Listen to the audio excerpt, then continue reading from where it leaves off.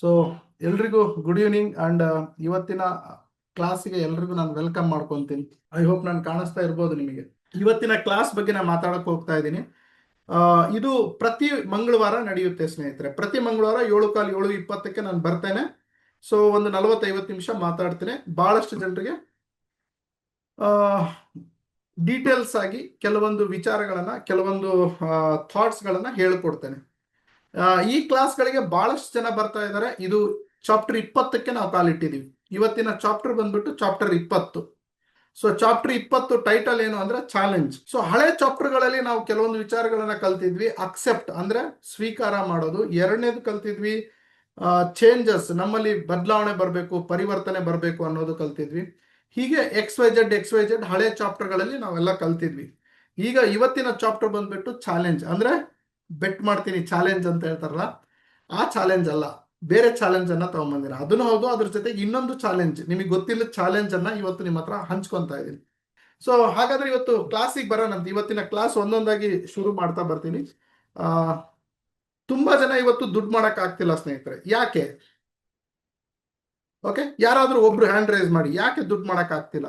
S, thank you so much sir. ಇವತ್ತು ನಾನು first time join ಆಗಿದ್ದೇನೆ. ನನಗೊಂದು ಅವಕಾಶ ಕೊಟ್ಟದಕ್ಕೆ ಥ್ಯಾಂಕ್ ಯು ಸೋ ಮಚ್. ನಿಜವಾಗ್ಲೂ ನಮ್ಗೆ ಯಾಕೆ ದುಡ್ಡು ಮಾಡಕ್ ಆಗ್ತಿಲ್ಲ ಅಂದ್ರೆ ನಾವೆಲ್ಲರೂ ಇನ್ನೊಬ್ಬರು ಕನಸಿಗೋಸ್ಕರ ನಮ್ಮ ಕನಸನ್ನ ಸಾಯಿಸ್ಕೊಂಡು ಬದುಕ್ತಿದ್ದೇವೆ ಸರ್. ಇನ್ನೊಬ್ಬರ ಅಂಡರಲ್ಲಿ ಕೆಲಸ ಮಾಡ್ತಿರೋದ್ರಿಂದ ನಾವು ಯಾರು ದುಡ್ಡು ಮಾಡ್ಲಿಕ್ಕೆ ಆಗ್ತಿಲ್ಲ sir. Super, excellent sir, excellent, marvellous. ತುಂಬಾ ಅದ್ಭುತವಾದಂತ ವಿಚಾರನ ಹೇಳಿದ್ರಿ. ಪ್ರಮೋದ್ ಮಾತನಾಡಿ ಸರ್. ನಮಸ್ತೆ. ನಮಸ್ತೆ, ಮಾತಾಡಿ ಸರ್. ಸರ್, ನಮ್ಮನ್ನು ನಾವು ಬದಲಾವಣೆ ಮಾಡ್ಕೊಳ್ತಿಲ್ಲ ನಾವು ಫಸ್ಟ್. ಎಕ್ಸಾಕ್ಟ್ಲಿ. ಹೌದು sir. Super, thank you sir, thank you. So ಸ್ನೇಹಿತರೆ, ಇಲ್ಲಿಗೆ ನಾನು ನಿಲ್ಲಿಸ್ತೇನೆ ಮಾತಾಡೋದು. ಈಗ ನಾನು ವಿಷಯಕ್ಕೆ ಬರ್ತೇನೆ. ನಮ್ಮನ್ನು ನಾವು ಬದಲಾವಣೆ ಮಾಡ್ಕೊಳೋದಿಲ್ಲ, ನಾವು ಕಷ್ಟಪಡ್ತಿಲ್ಲ, ನಾವು ಹುಟ್ಟಿದ್ದೆ ಹಾಗೆ, ನಾವು ಇರೋದು ಹಾಗೆ, ಟೈಮ್ ಆಗ್ತಾ ಇಲ್ಲ, ನಮ್ಮ ಹಣೆ ಬರ ಸರಿ ಇಲ್ಲ, ನಾನು ಹೆಣ್ಣು ಹುಡುಗಿ, ನಾನು ಗಂಡು ಹುಡುಗ, ನಾನು ಓದಿಲ್ಲ, ನಾನು ಹಳ್ಳಿಯಲ್ಲಿ ಬೆಳೆದವನು, ದುಡ್ಡು ಮಾಡ್ಬೇಕಂದ್ರೆ ಮೋಸ ಮಾಡಕ್ ರೆಡಿ ಇರಬೇಕು, ದುಡ್ಡು ಮಾಡ್ಬೇಕಂದ್ರೆ ಸುಳ್ಳು ಹೇಳಕ್ ರೆಡಿ ಇರಬೇಕು, ದುಡ್ಡು ಮಾಡಬೇಕು ಅಂತಂದು ಹೇಳಿದ್ರೆ ತಲೆ ಹೊಡಿಬೇಕು, ಯಾರ್ದಾದ್ರೂ ತಲೆ ಹೊಡಿಯಕ್ಕೆ ರೆಡಿ ಇರಬೇಕು, ದುಡ್ಡು ಮಾಡಬೇಕು ಅಂತಂದು ಹೇಳಿದ್ರೆ ನ್ಯಾಯ ನೀತಿ ನಿಯತ್ತನ್ನ ಬಿಟ್ಟು ಹೋಗ್ಬೇಕು, ನನಗದು ಬಿಡಕ್ ಆಗಲ್ಲ. ಈ ರೀತಿ ಕೆಲವೊಂದು ಡೈಲಾಗ್ಗಳು ನಾವು ತಯಾರು ಮಾಡ್ಕೊಂಡಿದೀವಿ. ಅಂದ್ರೆ ಈ ರೀತಿ ತಪ್ಪು ಕಲ್ಪನೆಯಲ್ಲಿ ನಾವು ಬದುಕ್ತಾ ಇದೀವಿ. ಸೊ ಯಾರಿಗಾದ್ರೂ ಹೋಗ್ಬಿಟ್ಟು ಸರ್ ನೀವು ದುಡ್ಡು ಮಾಡಕ್ ಇಷ್ಟ ಇದೆನಾ ಅಂದ್ರೆ, ಸರ್ ನನಗೆ ದುಡ್ಡು ಮಾಡಕ್ ಇಷ್ಟ ಇಲ್ಲ ಸರ್ ಅಂತ ಹೇಳ್ತಾನೆ. ಯಾಕೆ ಸರ್ ದುಡ್ಡು ಮಾಡಕ್ ಇಷ್ಟ ಇಲ್ಲ ಅಂತ ಕೇಳಿದ್ರೆ, ಸರ್ ನಾನು ಬಡವ ಸರ್, ನನಗೆ ದೇವ್ರಿಟ್ಟಂಗೆ ನೆಮ್ಮದಿಯಾಗಿದ್ದೀನಿ ಸರ್, ನನಗೆ ದೇವ್ರಿಟ್ಟಂಗೆ ಇದ್ದೇನೆ ಸರ್, ನನಗೆ ದುಡ್ಡಿನ ಅವಶ್ಯಕತೆ ಇಲ್ಲ ಸರ್, ನನಗೆ ದುಡ್ಡು ಬೇಡ ಸರ್, ಈ ದುಡ್ಡು ಮಾಡ್ಬೇಕಂದ್ರೆ ಸರ್ ಸುಳ್ಳು ಹೇಳ್ಬೇಕು ಸರ್, ಈ ದುಡ್ಡು ಮಾಡ್ಬೇಕು ಅಂದ್ರೆ ಜಂಡ ತಲೆ ಹೊಡಿಬೇಕು ಸರ್, ದುಡ್ಡು ಮಾಡ್ಬೇಕು ಅಂತಂದು ಹೇಳಿದ್ರೆ ಬೇಜಾನ್ ಮೋಸ ಮಾಡ್ಬೇಕು ಸರ್, ನನಗೆ ಯಾಕೋ ಮನ್ಸು ಒಪ್ಪಲ್ಲ ಸರ್, ಅದಕ್ಕೆ ನಾನು ದುಡ್ಡು ಮಾಡಬಾರ್ದು ಅಂತ ನಿರ್ಧಾರ ಮಾಡ್ಬಿಟ್ಟಿದ್ದೀನಿ ಜೀವನದಲ್ಲಿ. ನಿಯತ್ತಾಗಿ ಒಂದೆರಡು ಗಂಜಿ ಊಟನೋ ಏನೋ ಮಾಡ್ಕೊಂಡು ನಾನು ಬದುಕ್ಬೇಕಂತಂದು ಹೇಳಿದ್ದೀನಿ ಸರ್, ಸಾಕು ಸರ್. ಈ ರೀತಿ ಮಾತಾಡ್ತಾರೆ. ಐ ಹೋಪ್ ಎಲ್ಲರೂ ಅಲ್ಲ, 80%, 90% ಪೀಪಲ್ ಮಾತಾಡ್ತಾರೆ ಸ್ನೇಹಿತರೆ. ನಾನು ಕೆಲವೊಂದು ವಾಸ್ತವದ ಬಗ್ಗೆ ಮಾತಾಡ್ತೀನಿ. ನನ್ನ ಮಾತನ್ನ ಎಲ್ಲ ನೀವು ತಪ್ಪು ಕಂಡು ಹಿಡ್ಕೊಂತ ಕುತ್ಕೋಬೇಡಿ. ನನ್ನ ಮಾತಲ್ಲಿ ದಯವಿಟ್ಟು ಪಾಸಿಟಿವ್ ಹುಡ್ಕೋ ಪ್ರಯತ್ನ ಮಾಡಿ. ಯಾಕಂದ್ರೆ ಕೆಲವೊಬ್ರು ಇರ್ತಾರೆ, ಅವ್ರಿಗೆ ಬ್ರೇನೇ ಆ ರೀತಿ ಆಗ್ಬಿಡಿರುತ್ತೆ, ಎಲ್ಲದರಲ್ಲೂ ತಪ್ಪು ಕಂಡು ಹಿಡಿತಿರ್ತಾರೆ. ಅಂದ್ರೆ ನಾವು 9 ಅಂತ ಹೇಳಿದ್ರೆ ಅವ್ರು ಆ ಕಡೆ ನಿಂತ್ಕೊಂಡು 6 ಅಂತ ಹೇಳ್ತಿರ್ತಾರೆ. ಅವ್ರು ನಮ್ ಜಾಗಕ್ಕೆ ಬಂದು ನೋಡಕ್ ತಯಾರಿರಲ್ಲ. ನಾವ್ ಹೇಳ್ತಿರ್ತೀವಿ, ಹೌದಪ್ಪ ನಿನ್ನ ಹತ್ರ 6 ಕಾಣ್ತಾ ಇದೆ, ನೀನ್ ಈ ಕಡೆ ಬಂದು ನೋಡು 9 ಇದು ಅಂದ್ರೆ, ಇಲ್ಲಪ್ಪ 6 ಇದು, ನೀನ್ ಸರಿ ಇಲ್ಲ ಅಂತಾರೆ. ಈ ಕಡೆ ಬರಕ್ ರೆಡಿ ಇರಲ್ಲ ಅವರು. ನಾನ್ ಯಾರಿಗೆ ಹೇಳ್ತಿದ್ದೀನಿ ಅಂದ್ರೆ, ಈ ಕಡೆಯಿಂದ ಈ ಕಡೆ ಬನ್ನಿ, ಶರತ್ ಹತ್ರ ಬನ್ನಿ, ಶರತ್ತಿಗೆ 9 ಕಾಣಿಸ್ತಾ ಇರೋದು ನಿಮ್ಗೆ 6 ಕಾಣಿಸ್ತಾ ಇದೆ, ಶರತ್ತಿಗೆ 6 ಕಾಣಿಸ್ತಾ ಇರೋದು ನಿಮ್ಗೆ 9 ಕಾಣಿಸ್ತಾ ಇದೆ. ಸೊ ಹಾಗಾಗಿ ನೀವು ಶರತ್ನಿಂದ ಏನಾದ್ರೂ ಕಲಿಬೇಕು ಅಂತಿದ್ರೆ ನೀವು ಶರತ್ತಿನ ಜಾಗದಲ್ಲಿ ಕುತ್ಕೊಳ್ಳಿ, ಅಲ್ಲಿಂದ ನೋಡಿ. ನಾನು ಒಂದು ಆಂಗಲ್ ಅಲ್ಲಿ ಮಾತಾಡ್ತೀನಿ, ಓಕೆ? ಅದು ನಿಮ್ಮ ಆಂಗಲ್ ಆಗಿರ್ಬೋದು ಅಥವಾ ಅಲ್ದೇನೋ ಆಗಿರ್ಬೋದು. ನಾನು ಹೇಳೋದು ಅರ್ಥ ಆಗ್ತಿದೆ? ಯಾಕಂದ್ರೆ ನನ್ನ ಮಾತುಗಳು ಸ್ವಲ್ಪ ಚುರುಕು ಬುದ್ಧಿ ಇರುತ್ತಲ್ಲ ಅವ್ರಿಗೆ ಅರ್ಥ ಆಗುತ್ತೆ, ಈ ಮಬ್ಬು ಬುದ್ಧಿ ಇರುತ್ತಲ್ಲ ಅವ್ರಿಗೆ ಅರ್ಥ ಆಗಲ್ಲ ನನ್ನ ಮಾತುಗಳು. ಅವನೇನೋ ಹೇಳಿದ್ನಲ್ಲ ಅಂತ ಯೋಚನೆ ಮಾಡ್ತಿರ್ತಾರೆ. ಸ್ವಲ್ಪ ಚುರುಕಾಗಿ ಕುತ್ಕೊಳ್ಳಿ. ಅದಕ್ಕೆ ನಾನು ಹೇಳಿದೆ, ಸೈಲೆಂಟ್ ಜಾಗದಲ್ಲಿ ಕುತ್ಕೊಳ್ಳಿ, ದೂರ ಕುತ್ಕೊಳ್ಳಿ, ಪೇಪರ್ ಪೆನ್ ಹಿಡ್ಕೊಂಡು ಕುತ್ಕೊಳ್ಳಿ. ಸೊ ಯಾಕೆ ನಾವು ದುಡ್ಡು ಮಾಡ್ತಾ ಇಲ್ಲ ಗೊತ್ತಾ ಸ್ನೇಹಿತರೆ? ಯಾಕೆ ನಾವು ಮಧ್ಯಮ ವರ್ಗದಲ್ಲಿ ಇದ್ದೀವಿ ಅಂದ್ರೆ, ನನಗೆ ಗೊತ್ತಿಲ್ಲ, 1000 ರೀಸನ್ಗಳು ಇದೆ. ನೀವ್ ಹೇಳಿದ್ದು ಕರೆಕ್ಟೇ. ನಾನೀಗ ಪ್ರಮೋದ್ ಸರ್ ಅವ್ರು ಇವ್ರು ಮಾತಾಡಿದ್ರಲ್ಲ, ಅವೆಲ್ಲ ತಪ್ಪು ಅಂತ ಹೇಳಲ್ಲ, ಅದನ್ನು ಕರೆಕ್ಟು. ಅದ್ರ ಜೊತೆಗೆ ನನ್ನ ಪಾಯಿಂಟ್ ಹೇಳ್ತೀನಿ ನೋಡಿ. ಯಾಕೆ ನಾವು ಹಣ ಮಾಡೋದಕ್ಕೆ ಆಗ್ತಾ ಇಲ್ಲ, ಯಾಕೆ ನಾವು ಜೀವನದಲ್ಲಿ ಮುಂದೆ ಹೋಗೋದಕ್ಕೆ ಆಗ್ತಾ ಇಲ್ಲ? ಚಾಲೆಂಜ್. ಸೊ ನಾವು ಸ್ನೇಹಿತರ ಚಾಲೆಂಜ್ ಅನ್ನ ಅಕ್ಸೆಪ್ಟ್ ಮಾಡ್ತಾ ಇಲ್ಲ. ನಮ್ಮ ಜೀವನದಲ್ಲಿ ನಡೀತಿರುವಂತಹ ಕೆಲವೊಂದು ಘಟನೆಗಳು, ರಾತ್ರೋರಾತ್ರಿ ಬದಲಾವಣೆಗಳು ನಮ್ಮಲ್ಲಿ ನಡೀತಾ ಇದೆ. ನಮ್ಮ ಮನೆಯಲ್ಲಿ ರಾತ್ರೋರಾತ್ರಿ ಯಾರೋ ಒಬ್ರು ಸಾಯ್ತಾ ಇದ್ದಾರೆ, ರಾತ್ರೋರಾತ್ರಿ ಯಾರೋ ಒಬ್ರು ಹುಡ್ತಾ ಇದ್ದಾರೆ, ರಾತ್ರೋರಾತ್ರಿ ಬಿಸ್ನೆಸ್ ಅಲ್ಲಿರೋದು ಇಲ್ಲಿ ಇರ್ತಾ ಇದೆ. ಸೊ ಏನೇನೋ ನಡೀತಾ ಇದೆ, ನಮ್ಮ ನಮ್ಮ ಅಕ್ಕಪಕ್ಕದಲ್ಲಿ ಏನೇನೋ ನಡೀತಾ ಇದೆ, ಹೌದಲ್ವಾ? ನಾನು ಹೇಳೋದು ಸ್ವಲ್ಪ ವಾಸ್ತವವಾಗಿ ತಿಳ್ಕೊಳ್ಳಿ, ಆಮೇಲೆ ರಿಯಾಲಿಟಿ ಫ್ಯಾಕ್ಟ್ ಬಗ್ಗೆ ಮಾತಾಡ್ತೀನಿ. ನಾನು I am not A motivational speaker, ನನಗೆ ಪ್ರೇರಣೆ ಮಾಡಕ್ ಬರಲ್ಲ, ನಾನು ವಾಸ್ತವದ ಬಗ್ಗೆ ಮಾತಾಡ್ತೀನಿ. ಇದು ನನ್ನ ಮನೆಯಲ್ಲೂ ನಡೆಯುತ್ತೆ, ನಿಮ್ಮ ಮನೆಯಲ್ಲೂ ನಡೆಯುತ್ತೆ ಸ್ನೇಹಿತರೆ. ರಾತ್ರೋರಾತ್ರಿ ಗಂಡ ಹೆಂಡತಿ ಜಗಳ ಆಡ್ತಿರ್ತಾರೆ, ಬೆಳಗ್ಗೆ ಎದ್ರೆ ಮಗು ಜೊತೆ ಜಗಳ ಆಡ್ತಿರ್ತಾರೆ, ಅಥವಾ ಬೆಳಿಗ್ಗೆ ಹೋಗ್ಬೇಕಾದ್ರೆ ಆಕ್ಸಿಡೆಂಟ್ ಆಗಿರುತ್ತೆ, ಯಾರೋ ಬೆಳಿಗ್ಗೆ ಎದ್ರೆ ಸತ್ತಿದ ಸುದ್ದಿ ಕೇಳ್ತೀವಿ, ಅಥವಾ ಬಿಸ್ನೆಸ್ ಲಾಸ್ ಆಗಿದ್ದ ಸುದ್ದಿ ಕೇಳ್ತೀವಿ, ಅಥವಾ ಬ್ಯಾಂಕಲ್ಲಿ ದುಡ್ಡು ಹೋಗಿದ್ದ ಸುದ್ದಿ ಕೇಳ್ತೀವಿ, ದುಡ್ಡು ಬಂದಿದ್ದ ಸುದ್ದಿ ಕೇಳ್ತೀವಿ, ಏನೇನೋ ಬದಲಾವಣೆಗಳು ನಡೀತಾ ಇರುತ್ತೆ. ಇನ್ನು ದೇಹದಲ್ಲಿ ಕೆಲವೊಂದು ಬದಲಾವಣೆಗಳು ಬಂದ್ಬಿಡ್ತಾವೆ. ಏನಂದ್ರೆ, ನಿನ್ನೆ ಚೆನ್ನಾಗಿದ್ದ ಮನುಷ್ಯ ಇವತ್ತು ಸತ್ತೋಗ್ಬಿಟ್ಟ, ನಿನ್ನೇನು ಕಾಲಿತ್ತಲ್ಲ ಇವತ್ತು ಕಾಲೇ ಕಟ್ ಮಾಡ್ಬಿಟ್ರ, ಅಯ್ಯೋ ನಿನ್ನೇನು ಕಿವಿ ಇತ್ತು ಇವತ್ತು ಕಿವಿ ಕೇಳಿಸ್ತಾ ಇಲ್ವಾ, ಅಯ್ಯೋ ನಿನ್ನೆ ಕಣ್ ಕಾಣಿಸ್ತಾ ಇವತ್ತು.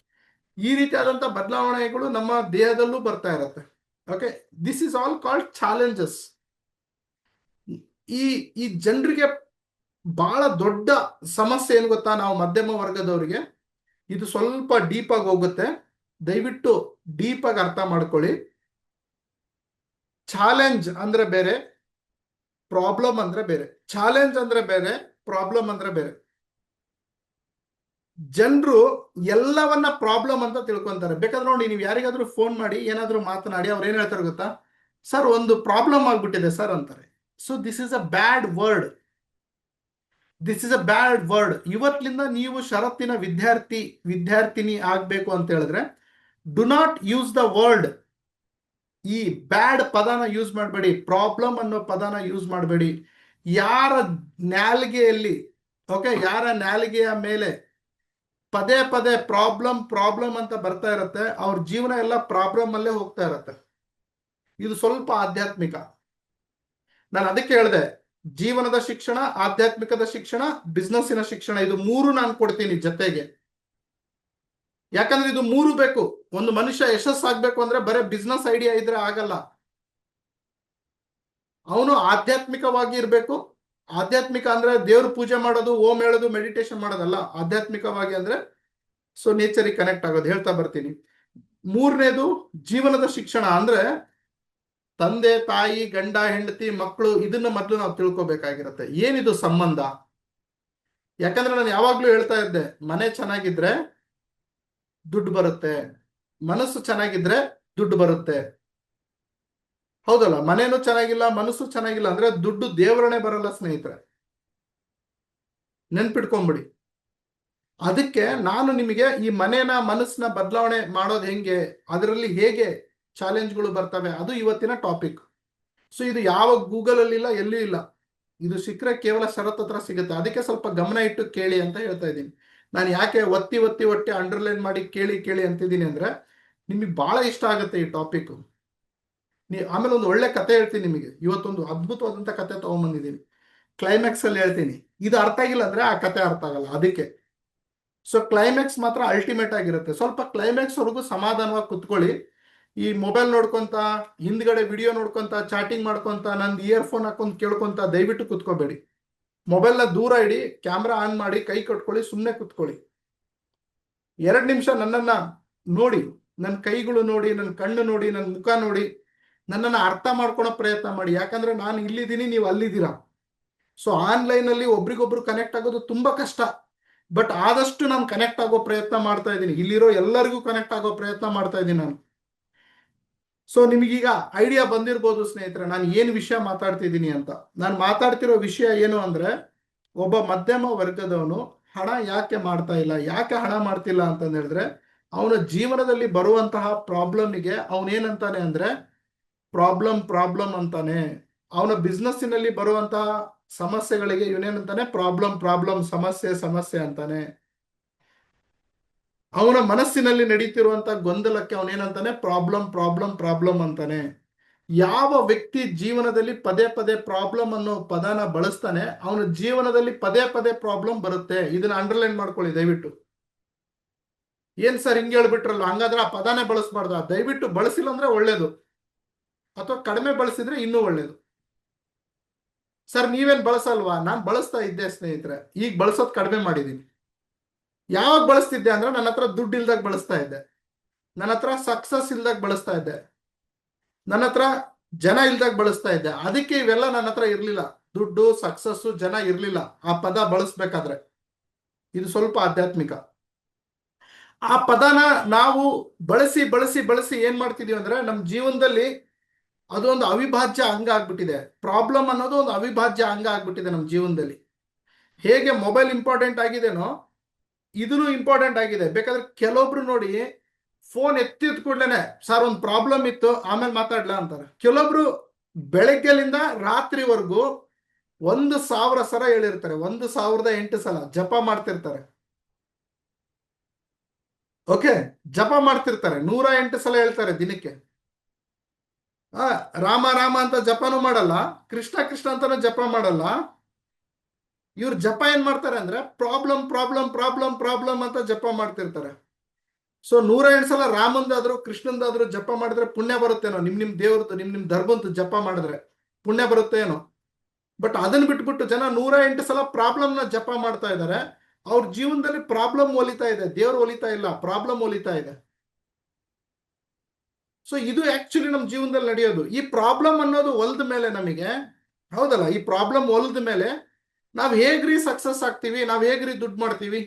ಸ್ವಲ್ಪ ಆರಾಮಾಗಿ ಕುತ್ಕೊಂಡು ಯೋಚನೆ ಮಾಡಿ. ಅರ್ಜೆಂಟ್ ಏನಿಲ್ಲ. ಶರತ್ ಹೇಳ್ತಿರೋದು ನಿಜಾನ, ವಾಸ್ತವನ, ಏನ್ ಸುಳ್ಳ? ನೀವೇ ಕುತ್ಕೊಂಡು ಯೋಚನೆ ಮಾಡಿ. ಓಕೆ, ಸೊ ಎಲ್ಲರೂ ಕಣ್ಣು ಕ್ಲೋಸ್ ಮಾಡಿ. ಸೊ ದಯವಿಟ್ಟು ಎಲ್ಲರೂ ಕಣ್ಣು ಕ್ಲೋಸ್ ಮಾಡಿ. ಸೊ ಯಾರ್ಯಾರು ಕಣ್ಣು ಕ್ಲೋಸ್ ಮಾಡಿಲ್ಲ, ದೇವ್ರೆ ಅವ್ರ ಜೀವನದಾಗ ದೊಡ್ಡ ಪ್ರಾಬ್ಲಮ್ ಕೊಡಪ್ಪ. ಓಕೆ, ಯಾಕಂದ್ರೆ ಅದನ್ನಷ್ಟೇ ಕೇಳ್ಕೊಂತೀನಿ ನಾನು.